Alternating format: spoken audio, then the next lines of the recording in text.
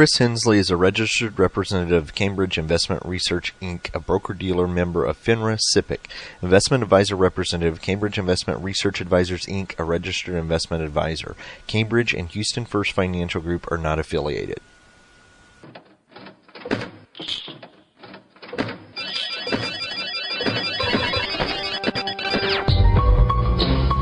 The Houston Midtown chapter of the Society for Financial Awareness presents Money Matters with your host, Christopher Hensley.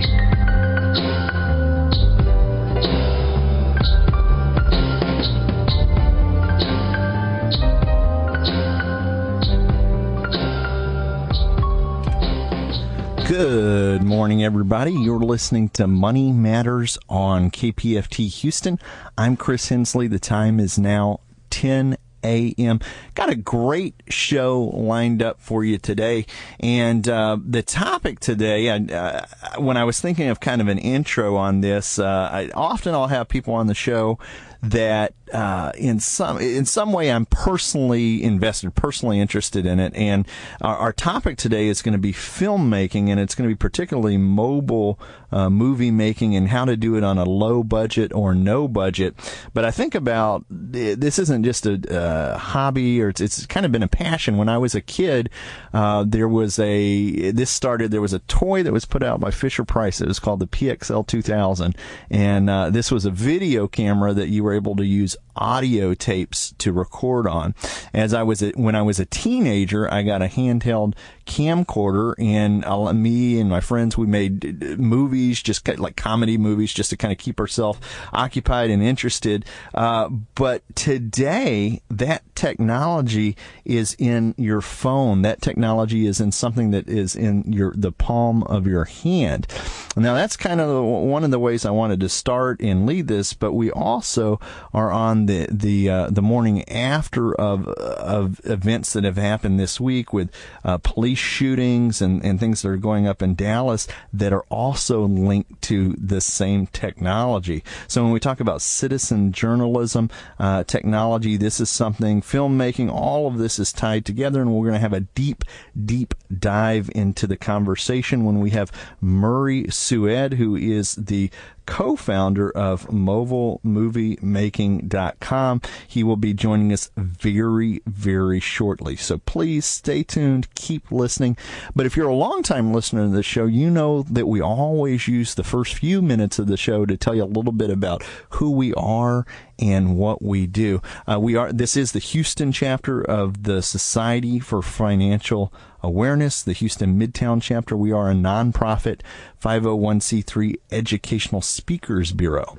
Our mission is to fight financial illiteracy. We do that by going out to different companies, different organizations, different groups, different associations, anywhere people already congregate, and we provide financial education seminars as well as health and wellness workshops. So how does this work? Typically, we'll go out to companies, organizations, groups that may be around the lunch hour, what's known as a brown bag lunch and learn type seminar. We've been known to go out in the evenings if that is the need of the company or the association. We've even gone out overnight for companies that have factory workers that work around the clock. If you can picture me at a refinery company with a hard hat on and safety glasses, going out on the floor of the shop to do a presentation, we've done that before. So it's really whatever the need is of the organization or the association. Why? Why would a company have us come out and do these talks? Well, for one thing, it's educational. It helps get people up and out of their seats. It's motivational. They learn about topics that we haven't necessarily learned about in high school or even college when it comes to budgeting, when it comes to finances, when it comes to making some of the most important decisions in your life, big decisions, purchasing a home, negotiating your first car sale, putting a kid through college, how to get out of debt. All of these things are extremely important to us, but we don't necessarily have those classes, a structured educational format for them when we're going through high school or college. And that's what SOFA is really, really good at. The educational aspect, these are pro bono, so I'm a financial advisor. I'll go out and talk about retirement planning, investments. I also talk about getting out of debt, credit card relief. But you might have somebody come out and talk about wills or estate planning. That's going to be an attorney who is also volunteering their time pro bono to go out to the community to talk about these topics. If you talk about first-time home ownership, that might be a realtor. Stress around your finances or stress in the workplace, that might be a healthcare professional. To learn more about SOFA and how you can have a SOFA representative come out and talk at your companies, either here in Houston or the Gulf Coast region, you can reach out to us locally through our website, www.houstonmidtownsofa.org. And if you are listening outside of the Houston area and you'd want to have a speaker come out to your state or city and you're here in the U.S., you can reach out to our national office at www.sofausa.org. With that, let's go ahead and get Murray on the phone here. Murray, are you there? Yes, I am. Excellent, excellent. Well, thank you so much for joining us today. Well, I'm really pleased for lots of reasons. I'm over here in the San Francisco Bay Area, but I used to do workshops for teachers and got to visit Houston many times, so I sort of love it. Well, excellent. Well, there's a bridge there from here, so that's awesome.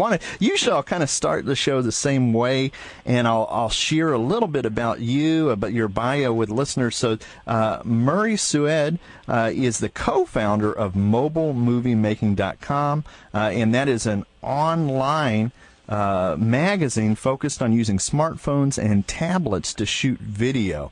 Can you tell us a little bit about yourself, maybe outside of the bio? Well, essentially, I'm a writer.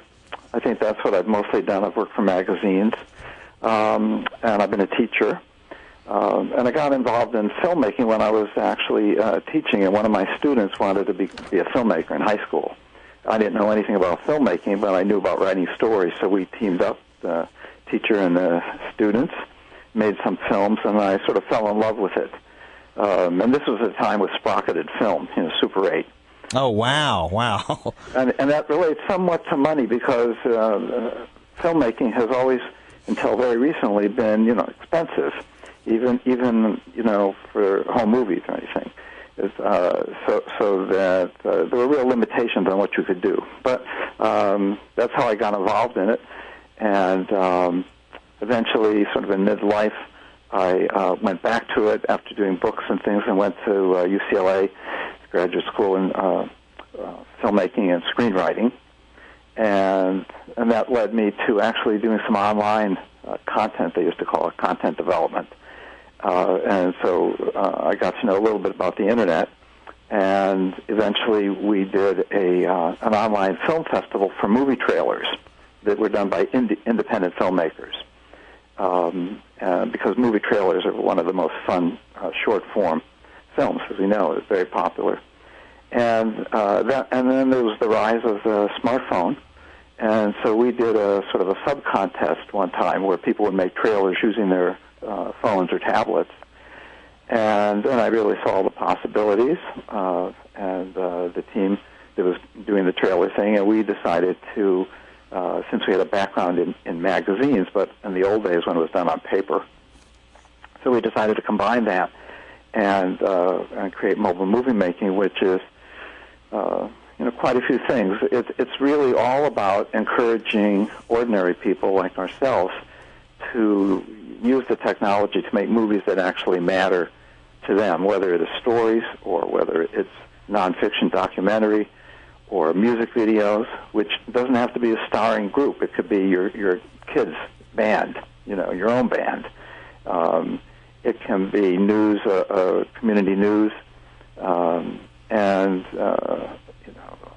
autobiographies, selfies. There's a whole movement now of legacy where you'd take documentaries of, say, grandparents and have them tell their stories, but it could be little kids telling their stories, because you can imagine if an 8-year-old, if they did a biography of an 8-year-old and that kid had that video 50 years from now, how valuable that would be.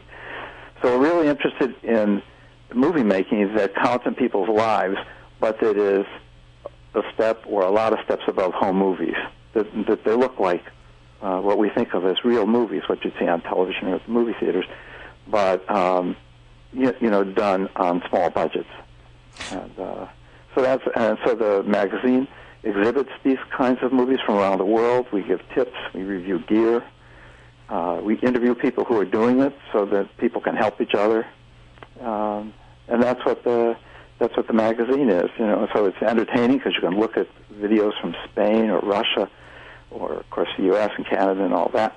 And you can go behind the scenes and find out how these things were done, because movie making is somewhat like a magic trick. You see one thing, but behind the scenes there's some really often very simple tips or tricks that if you use them, your own small budget or no budget movie can look pretty sophisticated. I love the website. Getting on the website to do a little bit of research for the show here, and for listeners who are driving their car, don't feel like you have to jot it down now. We're going to give the website address again, but it's www.mobilemoviemaking.com, and there was a lot of information on there. And I wanted that you had stuff on budgeting, you had stuff on just the different even ways to tell the story through the film. Very, very interesting. One of the things that popped out to me was the idea of low cost or even no cost for some people in this. What does that look like? What does low cost or no cost filmmaking look like in 2016? Well, I think that it's funny because when you invited me on the show, we've certainly talked budget on our on the site, but I don't think that I thought enough about it. So since you gave me your invitation, I really started to think about it. I mean, the fact is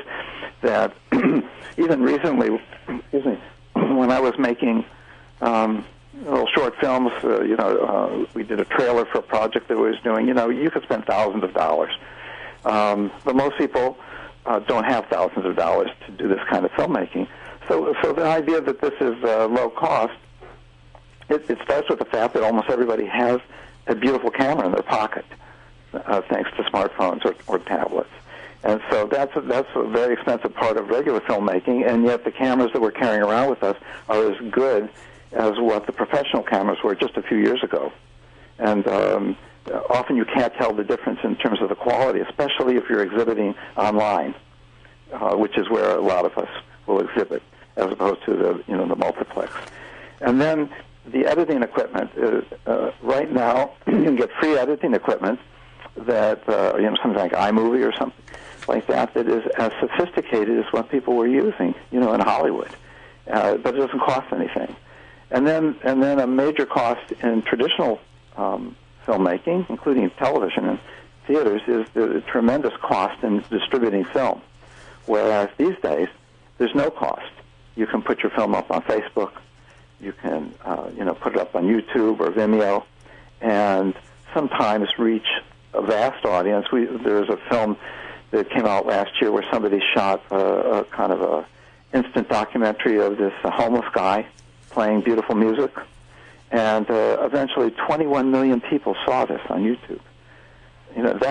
That's more than most people, in the traditional professional filmmaking. I mean, 21 million views, and yet the distribution costs nothing. Just upload it.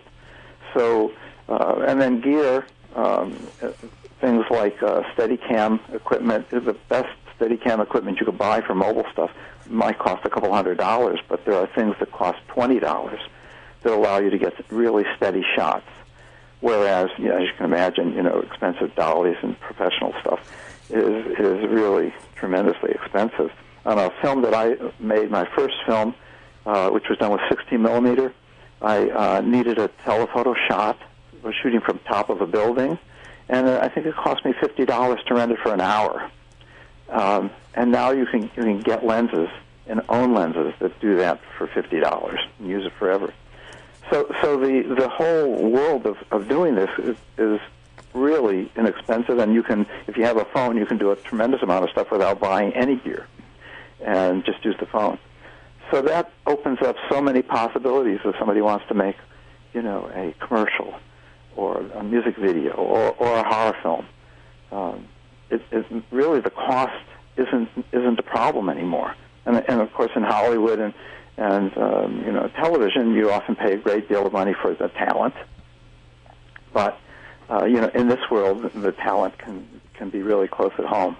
You're not really competing with Hollywood, but you can still, with some tricks, you could get amateurs to do amazing performances, whether you're asking somebody to, be in a commercial for you or to be in a story film. So therefore, the cost is not a problem. It's really about creativity and the things that you want to do. So I think it opens up a world now. And in some ways, I make the analogy to what blogging has done. A few years ago, I think before the Internet came, people said that writing was dying. There would be very little writing left in the world.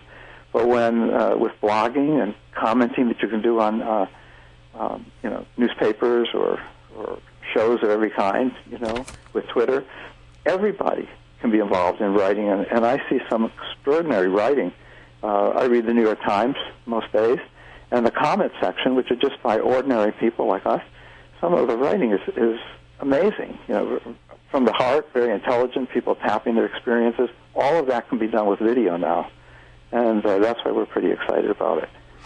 You said a lot in those few minutes there, and I'm a list maker, so I was taking notes as we were talking. But really, you talked about production, you talked about distribution, you talked about just the idea of being able to make film on the fly, the mobile part of it, really the cost versus creativity at this point of getting people on board to work with you. But when you talked about the production part, you mentioned some software that was free, like the iMovies, and I know on the audio side, there's like for the podcast, for instance, there's Audacity, things that in the past might have cost hundreds, if not thousands of dollars, are out there open. Are shareable, open platform where people can get them and not really have to pay too much for them. And then the distribution side, you mentioned for video, things like Vimeo and YouTube. I know on the podcast side that they, Libsyn, which is the company that hosts our podcast, and not just our podcast, but many podcasts. Libsyn's one of the platforms out there. They just added YouTube as a channel for distribution. So when we send a podcast out, it'll go to iTunes, it'll go to Stitcher, it'll go to Zune, it'll go through Facebook and Twitter, but they've added YouTube. And they will convert the audio into video where somebody can just listen to it. But that's free. It doesn't cost anything, and it's such a huge distribution channel. We'll talk a little bit more about that in a moment, about how do you get an audience to watch your film. Let's talk about what tips that you have for amateurs who are really just getting started to this medium. Yeah. I want to just respond to what you said, because you summed it up much better than I can do. But one thing that people might think about is that we're really seeing the democratization of creativity, and that you don't have to be somebody who went to film school or to be wealthy. I'm not against film school. I went to film school. It's not bad if you have millions of dollars. You can do amazing things, as we know. But what's exciting to me, and one of the really positive things about our time, is that this is opening it up to children. We're going to develop a section on our site where kids are making some really interesting movies now. So all of those things that you said, I think if people can see that they really, if you believe that the ordinary person has interests, things that are worth filming, has creativity. It doesn't have to be storytelling, but everybody does have stories. Everybody knows somebody who's worth making a documentary about. Probably many people in your neighborhood. They're not celebrities, but they have lives. So all of that is interesting. Anyhow, we can move on to tips, but I guess we're almost there, because I think one of the first tips I would say is that people should see themselves as communicators or as filmmakers, it's different from just in the old days just taking clips, where you'd go on a vacation and you'd shoot something that caught your eye. But you really need to think of yourself as somebody who's going to tell a story, even if that story is nonfiction. The story of my child or my my kid's teacher, or somebody in the hospital, whatever it is. I think you need to see yourself just like you do with this show. You have a radio show. It's a show that has coherence, and so I think it's almost a natural thing. But people should see it as not just you press the button and get a clip, but that you are trying to communicate something. And I think that's very important. From a technical kind of thing, what makes movies unwatchable is if they're shaky. So you can either get a tripod or you can discipline yourself to be steady. And it's just a matter of thinking about that. And I favor shooting wider, what's called the landscape mode, where it's wider than tall, because that's the tradition of movies. And when you archive your movie on a place like YouTube or Vimeo, if you shoot vertically, then you get what's called those bars that come on it. It takes up some of the space. So a lot of people when they're using their phones, are used to holding them vertically, but you need to discipline yourself to shoot them wide. So these are really basic tips. It's important to think about making a movie that usually consists of shots rather than one long piece of video, that you break it into pieces. So if you have a kid who is playing the piano and you want to do a little video of that, that you might want to think about close-ups on the fingers and on the hands and on the music. You break it into parts. And that's how that's how it's done in Hollywood and on television. So it's interesting, one of the things that people are doing is so experimental. There's a German filmmaker who's developing the idea of the one-shot documentary. So he'll do something about, let's say, a bike repairman, and it'll be a 90-second feature for television, and it's shot all in one piece. But he's very clever because he moves the camera in a way that if the guy's working on the bicycle, you come in on his hands while he's fixing the spokes, and then he moves back. And so you have a variety of visuals, rather than, I think, what the beginner sometimes does, is shoot everything from the same perspective. And so that tends to be boring. But if you were covering like a wedding in your backyard or a party, and if you had a second story and you could go up and take some shots from an upstairs window or even from a ladder, suddenly what you're doing begins to look like what we say is a real movie. Just a simple thing. Or I was at a class for people learning this, and they got down on their stomachs and they were shooting up, and getting it sort of the worm's eye view. And the finished product was just visually arresting, as opposed to shooting everything from sort of stand-up level.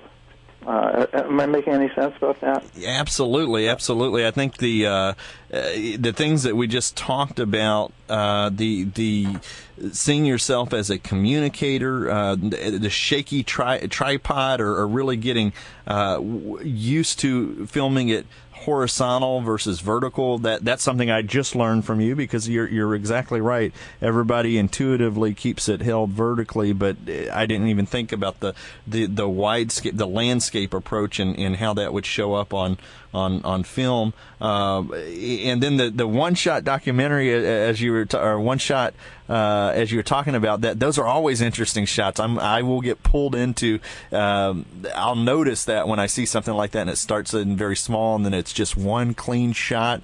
That will get me. And now they're doing stuff with drones that are just amazing. If you're just joining us, if you're just now listening in, we're speaking with Murray Suid. He is the co-founder of mobilemoviemaking.com, a great website about mobile movie making. Now, I want to pivot right now because I did mention earlier during the intro about we've had some what I would call citizen journalist recently with the police shootings and the things that have gone on in Dallas. It's slightly controversial with what's going on now, but can you tell us a little bit about what is citizen journalism and how is the current landscape different from the past? Yes, well, there's a general category called MoJo, or mobile journalism, and it's kind of very interesting that television stations around the country has been pioneered largely, I think, in Ireland, but in Europe, where, you know, like when you watch a TV news show and they'll do a kind of a human interest story on somebody who grows roses, or, you know, a haunted house in the neighborhood or whatever, you know, maybe a wonderful Christmas display, right? And it'll be maybe 90 seconds or 2 minutes. And usually a crew would go out and, you know, film it, interview the person. We have some examples like that on the site. Well, mobile journalists are now using their mobile devices to shoot those things. And it can be just one person instead of a whole crew. Goes out, and there's these wonderful little microphones that you can get for like $25 and hook the person up and get really good sound. And so that part of it is these people are blazing the trail, showing us how to do it with almost no equipment.